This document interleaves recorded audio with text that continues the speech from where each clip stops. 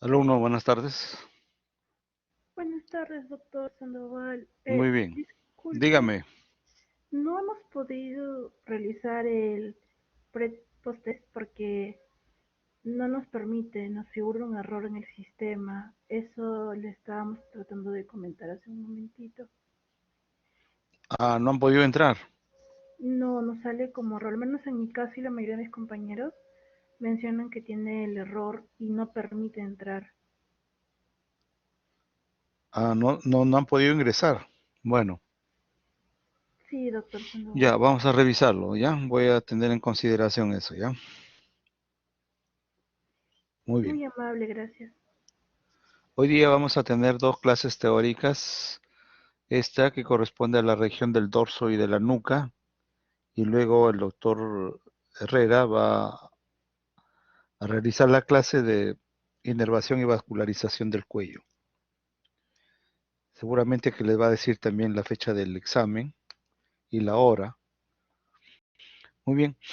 Eh, la región del dorso es una región importante y en esta región nosotros vamos a encontrar músculos que, si bien es cierto, están aquí en el dorso, pero que no representan ninguna actividad sobre la columna vertebral, sino que son músculos de conexión entre el dorso, la columna vertebral y el miembro superior. Por lo tanto, la acción de estos músculos extrínsecos del dorso están pues destinados a movilizar el esqueleto axial y el esqueleto apendicular.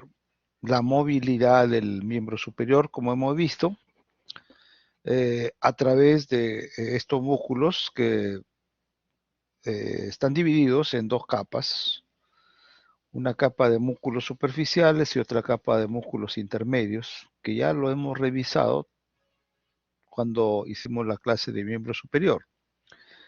Entonces, estos músculos superficiales del dorso están pues distribuidos en un primer plano que vemos aquí, ¿no? Eh, relacionado al músculo trapecio y al músculo dorsal ancho. En relación a su cara posterior de ambos músculos están estos que vemos a la derecha, como es el elevador de la escápula, el romboides menor y el romboides mayor. Y luego, pues debajo tenemos de estos romboides, mayor, menor y elevador de la escápula, tenemos a otro grupo de músculos que, según la nueva nomenclatura, están en un plano intermedio, que son los serratos, el serrato posterior inferior y el serrato posterior superior, que como ustedes observan aquí, conectan pues la columna vertebral a través de los procesos espinosos y las costillas. Entonces son músculos que de alguna manera van a movilizar, van a ser movilizados durante los procesos respiratorios. Muy bien, entonces esta capa de músculos, como les vuelvo a repetir, van a controlar el movimiento del miembro superior. Son músculos de interconexión entre la columna vertebral y la extremidad superior. Y luego vamos a tener a un grupo de músculos que se llaman los músculos intrínsecos propios del dorso o profundo del dorso. Entonces, estos músculos eh, van a tener una distribución eh, desde la región pélvica, ¿no? La cara posterior del sacro, hasta la región occipital. Esos músculos que se localizan en esta amplia distribución son llamados los músculos erectores de la columna vertebral o extensores de la columna vertebral. Las verdaderas columnas musculares, estamos hablando pues de un grupo importante que va desde la cara posterior del sacro, de la cara posterior de la espina ilíaca posterior superior y van a terminar en la cabeza. Verdaderamente son columnas. Pero habrán otros músculos que están también en el dorso, están detrás de los procesos transversos o procesos espinosos, como vemos aquí, están encerrados por las fascias que se desplazan hacia el lateral, como esta que es la fascia toracolumbar en su proyección anterior, o la fascia toracolumbar que va a ir a la región posterior, envolviendo como si fueran unos estuches individuales a estos músculos que vamos a ver en los profundos del dorso y en diferentes capas. Entonces, son dos cosas diferentes. Los intrínsecos sí van a mover a la columna vertebral, controlan el movimiento de la columna vertebral. ¿Qué más? Controlan la postura. ¿Por qué? Porque se extienden desde la pelvis hasta el cráneo.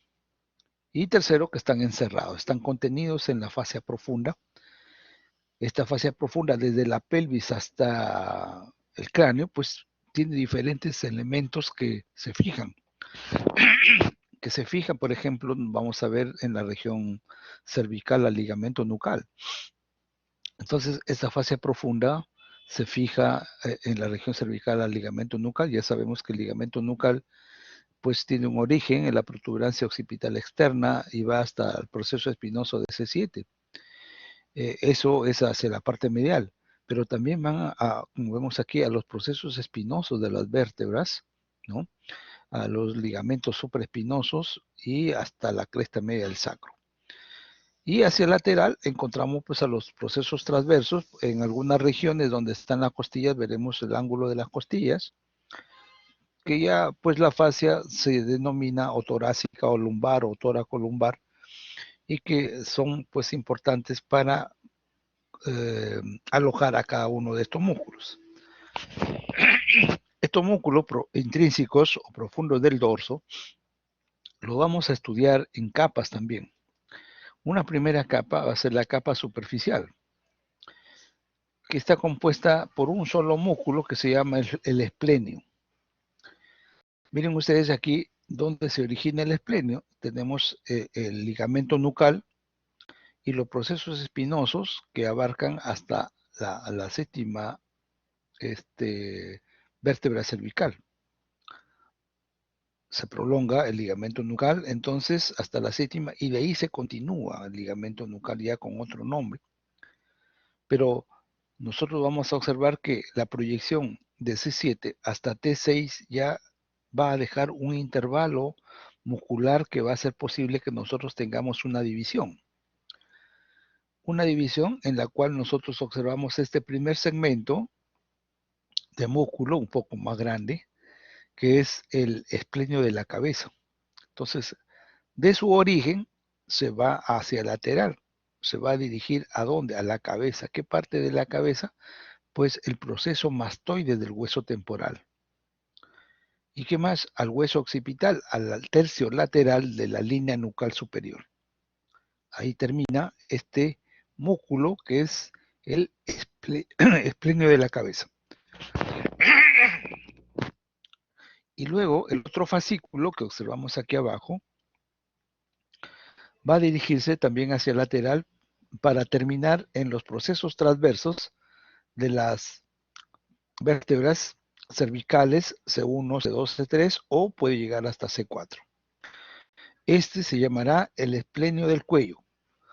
Ambos músculos son importantes para movilizar.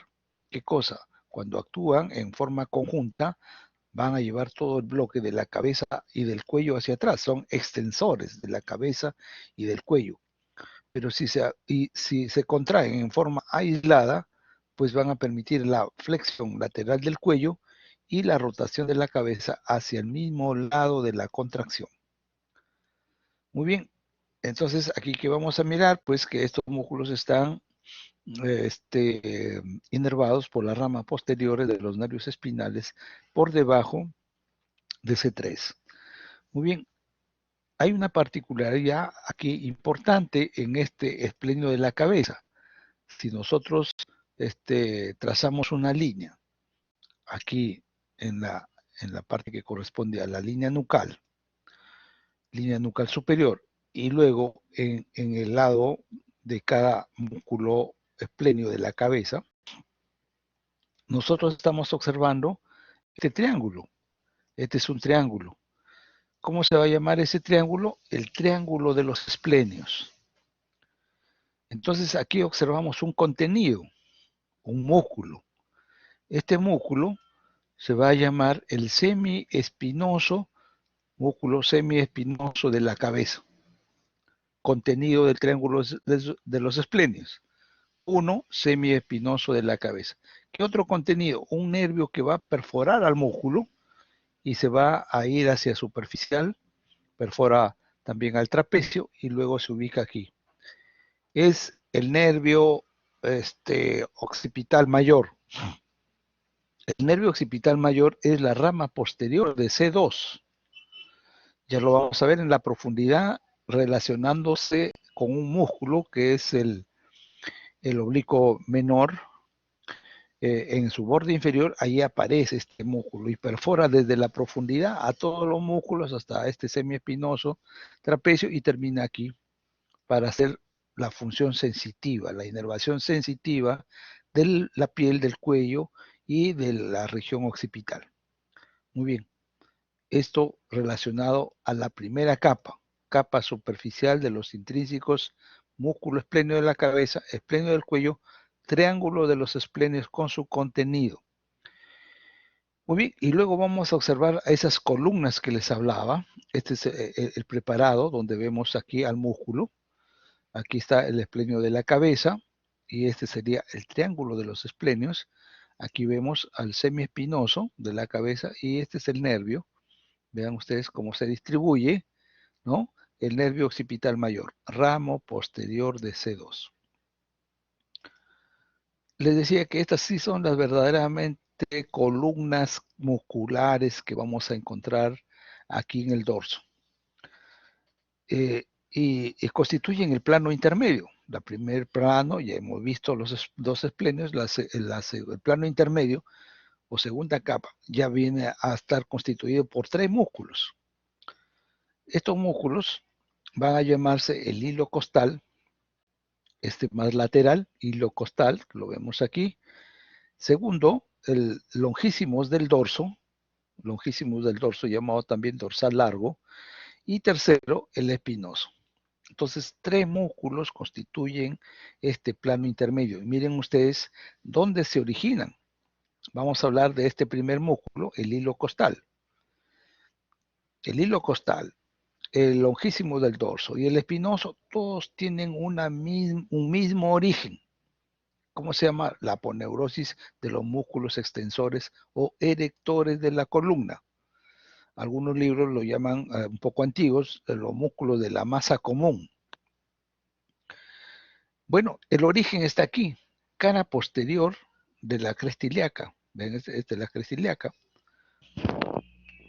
Entonces estamos mirando la cara posterior de la cresta ilíaca, la cara posterior del sacro. Los ligamentos que están aquí en la articulación sacroiliaca. Las apófisis espinosas sacras, ¿no? Los procesos espinosos lumbares inferiores, y los ligamentos que están ahí, como son los ligamentos supraespinosos. Todo esto es un espacio donde se originan los 3 músculos. Y luego, ya en las vértebras lumbares superiores, ya se comienzan a dividir en músculos. De esta porción aponeurótica aparece la fibra muscular de este primer músculo, que es el hilo costal. Sus fibras siempre van a ser ascendentes, donde lo vamos a ver fijándose en las costillas inferiores. Entonces, cuando se fija en el borde inferior de las 6 últimas costillas, se llamará el hilo costal lumbar. Sigue ascendiendo y se fija en las 6 primeras costillas, se llamará el hilo costal torácico. Y cuando este termina en las vértebras cervicales, procesos transversos de C4, C5 y C6, se llamará hilo costal cervical. Muy bien, entonces este es el recorrido que tiene el hilo costal. Muy bien, ¿qué cosa vamos a tener aquí? Potentes músculos que van a tener la función de extender la columna cuando actúan en forma conjunta. Si hay una contracción de un solo lado, serán flexores laterales de la columna vertebral. Primer músculo. Ramos posteriores de todos los nervios espinales que encontremos aquí son encargados de la inervación motora iliocostal. Muy bien. Segundo músculo será el longísimo del dorso. Miramos aquí el plano donde está el longísimos. Ya sabemos que tiene el mismo origen para los tres. Este longísimos, sus fibras también van hacia ascendentes, van a ir hacia la parte superior, se van a fijar en las costillas entre el tubérculo posterior de la costilla y el ángulo posterior. Tubérculo y ángulo de las costillas. Y van yendo, cada vez que ascienden, a los procesos transversos de las vértebras que están localizándose. Si están en la región torácica, procesos transversos de la región torácica, se llamará pues el longísimos torácico. Pero si ascienden a la región cervical, ¿no? Se llamarán longísimos cervical y termina pues el longísimos también en el hueso temporal, en el proceso mastoides, longísimos de la cabeza. O capitis, aquí vemos el músculo en el lado derecho, pero vemos su proyección en el lado izquierdo, cómo van a ir ascendiendo cada uno de estos músculos, de estos fascículos longísimos del dorso. También es potente extensor de la columna y a estar inervado por las ramas posteriores también de los nervios espinales. Segundo músculo, longísimos del dorso, con sus tres porciones, torácica, cervical y de la cabeza, como lo vemos aquí en el esquema de la izquierda, donde están las asas musculares de estos tres lugares. Tercer músculo, ¿cuál va a ser? El músculo espinoso. Lo tenemos aquí, el músculo espinoso.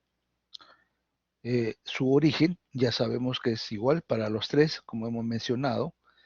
El espinoso se fija aquí en la parte torácica, procesos espinosos de las últimas vértebras torácicas, T11, T12, L1, L2, y se van a ir de los procesos espinosos a los procesos espinosos de las vértebras inmediatamente superior.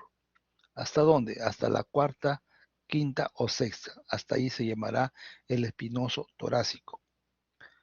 Pero si ascienden a la región cervical, van a fijarse al ligamento nucal, al proceso espinoso de C7, donde termina el ligamento nucal, y ascienden hasta el axis. Se llamará el espinoso cervical. Y las fibras se van a confundir o se van a unir a este músculo, al semiespinoso, ¿no? Que es un músculo que ya está en un plano más profundo, como lo vamos a ver luego, y con él terminan en la cabeza. Por eso que de alguna manera este músculo espinoso es ayudado por el semiespinoso para terminar sus fibras en conjunto con el semiespinoso en la cabeza. Potente también extensor. Estos son los llamados músculos erectores de la columna o extensores de la columna. Iliocostal, longísimo del dorso, espinoso. Ramos posteriores también de los nervios espinales. Entonces, estos músculos sí son verdaderamente columnas. El resto que vamos a ver, que hemos visto la capa superficial, pues es una capa del esplenio de la cabeza y del cuello, no llega al sacro, no llega al hueso ilíaco, por lo tanto no vamos a poderlo considerar como columnas. Y la tercera capa, que es el plano profundo, son músculos más pequeños, por ahí que hay un músculo largo, pero que no representa pues estas columnas que hemos detallado en este plano intermedio. Muy bien. Plano profundo. Este plano profundo está dividido en plano profundo o capa profunda mayor. En esta capa profunda mayor vamos a encontrar tres músculos. Y luego una capa profunda menor donde también encontramos otros tres músculos. Vamos a hablar de esta capa profunda mayor. Este es el esquema que representa la distribución de este músculo que se llama el semiespinoso, que lo acabamos de ver hace un momento en la diapositiva anterior, lo vamos a regresar, semiespinoso de la cabeza, aquí lo tienen.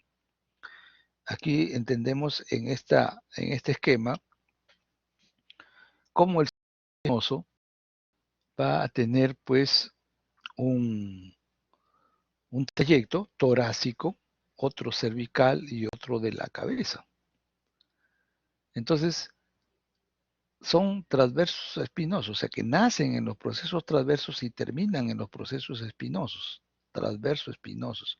Por eso que su origen está dado aquí, procesos transversos de las vértebras C4 a T12, sus fibras van a ir hacia los procesos espinosos, siempre de arriba hacia abajo, superomedialmente, porque tienen que ir a los procesos espinosos.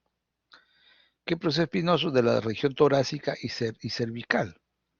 Entonces habrá un semiespinoso torácico, un semiespinoso cervical y luego observamos pues al semiespinoso de la cabeza que termina pues en el hueso occipital en la línea nucal. Potentes extensores, pero además son rotadores de la columna vertebral hacia el lado opuesto de la contracción. Ramos posteriores de los nervios espinales. Primer músculo de la capa profunda mayor, semiespinoso. Luego vamos a tener el siguiente músculo que se llama el multífidos. Este sí es una columna, porque el multífidos, miren ustedes dónde está originándose. Cara posterior del sacro. Está, si vimos hace un momento, la segunda capa con una fascia común para los tres músculos, iliocostal, longísimo del dorso y espinoso, por debajo va a estar este músculo, el multífidos. Cara posterior del sacro, la espina ilíaca posterior superior, la aponeurosis de los músculos que estaban en el plano anterior, es decir, los erectores de la columna o extensores de la columna. Los ligamentos ilíacos, y aquí observamos a los procesos mamilares de las vértebras lumbares y vamos ascendiendo para mirar los procesos transversos de las vértebras que corresponden hasta la primera torácica y luego a la cervical hasta la cuarta cervical. Miren ustedes aquí, ahí lo tenemos.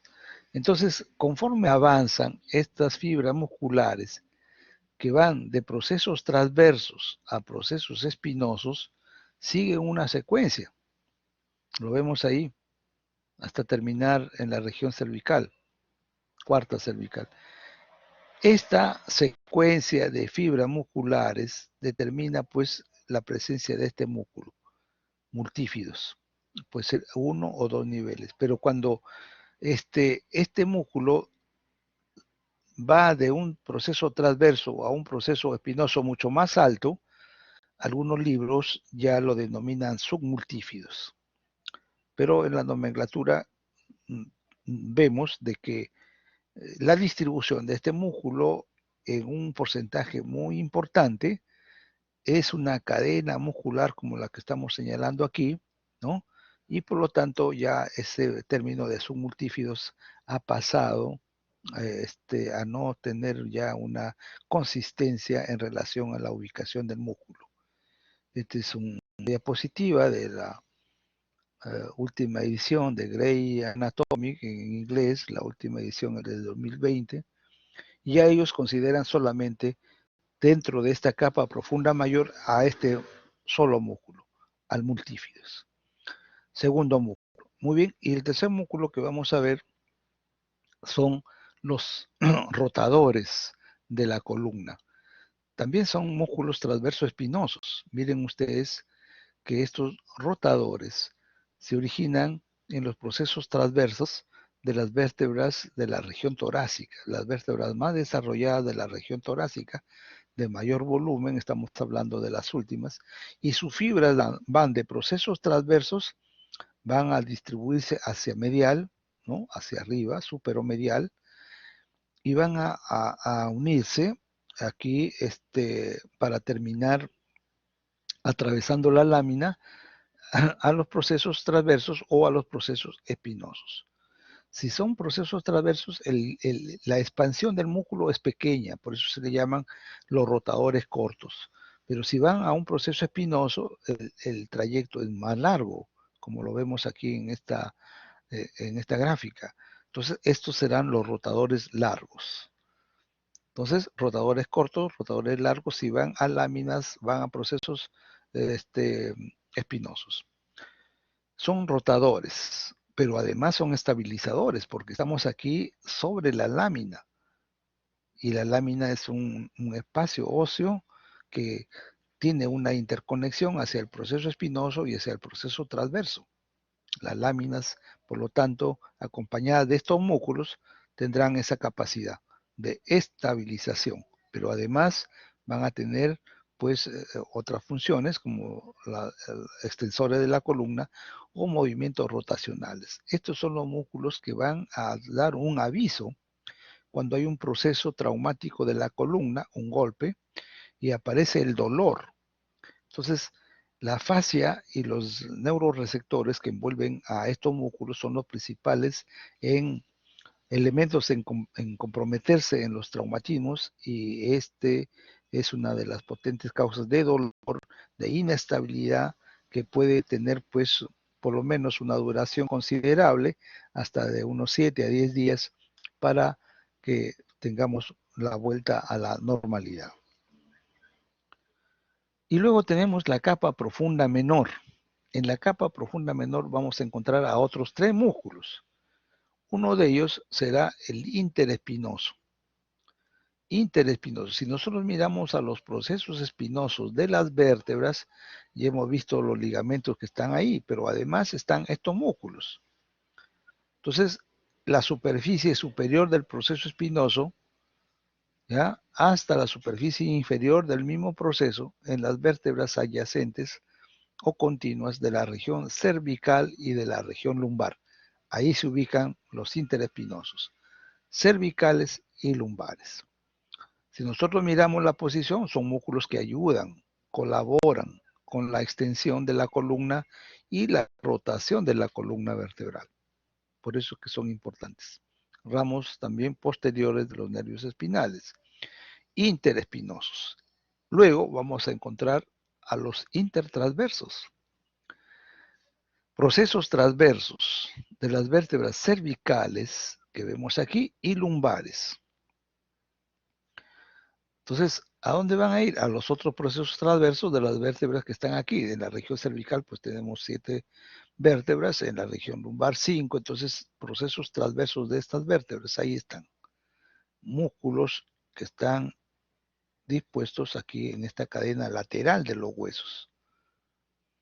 ¿Qué van a hacer estos músculos? Pues también ayudan a la flexión lateral de la columna vertebral, pero tienen una función también estabilizadora. Son como una cadena que ha anclado a todos los procesos transversos en la región cervical y lumbar, y pues estabilizan de alguna manera esta columna vertebral.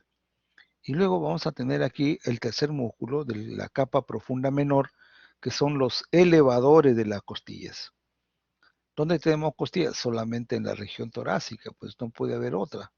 Entonces, por eso que los elevadores están aquí, ¿no? Vértice de los procesos transversos de la última vértebra torácica y la vértebra torácica 11. C7, T1 hasta T11. Ahí están anclados estos músculos que van a ir en forma diagonal, en forma oblicua, para pasar de arriba abajo, inferolateralmente, hacia las costillas. Y hemos visto que la costilla tiene un tubérculo y un ángulo posterior. Ahí terminan estos músculos elevadores de la costilla. Por lo tanto, la función va a ser sobre las costillas. Es un músculo que participa en la respiración. Cuando uno toma aire, elevan las costillas. Músculos inspiradores. Y van a tener pues que participar también en la función de flexión lateral de la columna vertebral. Ambos están inervados por las posteriores de los nervios espinales, la región cervical y lumbar para los intertransversos y torácica para los elevadores de las costillas. Muy bien, estos son los planos que nosotros debemos tener en cuenta como músculos profundos en la región del cuello. Lo que nos queda pues es un espacio muy pequeñito, localizado entre el hueso occipital C1 y C2. Esta es la región suboccipital, llamada antiguamente la región de la nuca. Entonces, la región suboccipital comprende pues que nosotros tengamos en cuenta la línea nucal superior, la línea nucal inferior, la protuberancia occipital externa, el proceso mastoideo, la ranura digástrica, tubérculo posterior de C1 y el proceso espinoso de C2. Además, los procesos transversos de cada vértebra, porque son los lugares donde van a estar ubicados estos músculos, que corresponden a 4 músculos ubicados en esta región suboccipital. ¿Cuáles son estos músculos? El recto posterior menor de la cabeza, recto posterior mayor, el oblicuo menor y el oblicuo mayor. 4 músculos. Estos 4 músculos están todos inervados por este nervio, el nervio suboccipital, rama posterior de C1. Este ramo posterior sale aquí, entre el cráneo y C1, en este espacio triangular. Este es el triángulo suboccipital. ¿Quién lo forma el triángulo suboccipital? Pues tenemos aquí a este recto posterior mayor de la cabeza, ¿ya? Hacia el lado medial, hacia abajo tenemos el oblicuo menor y hacia afuera tenemos el oblicuo mayor de la cabeza. Triángulo suboccipital. ¿Cuál será el contenido? Pues aquí vemos una membrana que está en el fondo, la membrana atlanto-occipital, la capa posterior, membrana atlanto-occipital posterior, que es perforada por esta arteria, que también es un contenido, la arteria vertebral. Entonces la arteria vertebral que estaba ascendiendo por los agujeros de los procesos transversos de las vértebras de C6 aparece aquí en C1 y se hace horizontal. Perfora la membrana atlanto-occipital, ingresa al compartimiento intracraneal y se une con la otra arteria vertebral. Ambas ya dentro del cráneo, dentro de la masa encefálica, forman un tronco que se llama el tronco basilar, del cual salen muchas ramas para formar el círculo arterial vascular que tenemos a nivel del cerebro, que se conoce con el nombre de polígono de Willis, unión del sistema arterial vertebral y el sistema carotídeo. Por supuesto que también hay elementos venosos que acompañan a la arteria y vamos a ver también como contenido el nervio de la cadena simpática, el nervio vertebral que acompaña a la arteria y con él ingresa donde vaya la arteria, lo sigue el nervio vertebral, nervio de la cadena simpática. ¿Qué otra cosa nos interesa aquí? Observar, debajo del borde inferior del músculo está saliendo el nervio occipital mayor, ramo posterior de C2. De la profundidad aparece perforando varios músculos para terminar saliendo, como hemos visto en el triángulo de los esplenios, perforando el semiespinoso de la cabeza y saliendo pues también por el trapecio para ir a esta zona, la piel de la región posterior del cuello, comprendida en esta zona, y de la región occipital. Es una función sensitiva que tiene este nervio y que algunos lo asocian de alguna manera a la migraña, ¿no? De la región posterior del cráneo, relacionado a la contracción de los músculos que atraviesa el nervio occipital mayor. Muy bien, eso es lo referente a este espacio, muy pequeño, pero tenemos que tenerlo claro en las consideraciones. Miramos aquí pues la ubicación, no pueden haber otros elementos hacia adentro, en el primer plano, al recto posterior mayor de la cabeza, luego hacia la parte más profunda y medial, al recto posterior menor, al oblicuo mayor y al oblicuo menor. Cada uno de estos músculos tiene un origen, como nosotros podemos observar aquí. Si me dicen la ubicación del oblicuo menor, pues está aquí, el proceso espinoso de C2 al proceso transverso de C1. El oblicuo mayor del proceso transverso de C1 a la línea nucal.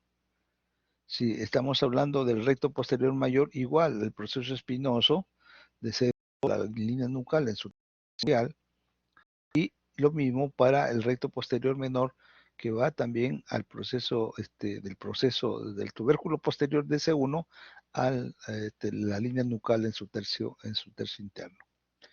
Entonces, estos músculos de alguna manera toman como referencia el hueso occipital C1 y C2, tanto en los procesos transversos como en los procesos espinosos y tubérculo posterior de C1. En la disección cadavérica podemos mirar aquí, este es el lado derecho, perdón, el lado izquierdo de la cabeza cortada, que tenemos aquí al oblicuo mayor, al oblicuo menor, al recto posterior mayor, al recto posterior menor. No hay forma de poder equivocarse. ¿Por qué? Porque tenemos pues es que esta disposición nos está dando la ubicación de la arteria vertebral. ¿Y de dónde va? De lateral a medial. Entonces, no podemos nosotros confundirla con el lado derecho, porque aquí tenemos que la relación de esta arteria que vemos aquí en el puntero, que es la arteria occipital. Entonces, tengamos en cuenta las características. Aquí está el oblicuo menor, aquí debería estar saliendo la rama posterior de C2.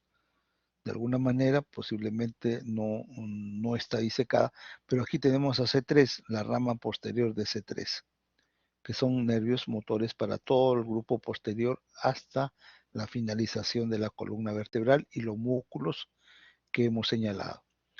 Este es un esquema también que muestra pues la ubicación de los músculos que ya hemos dicho, el recto posterior mayor, recto posterior menor, el oblicuo superior y el oblicuo inferior.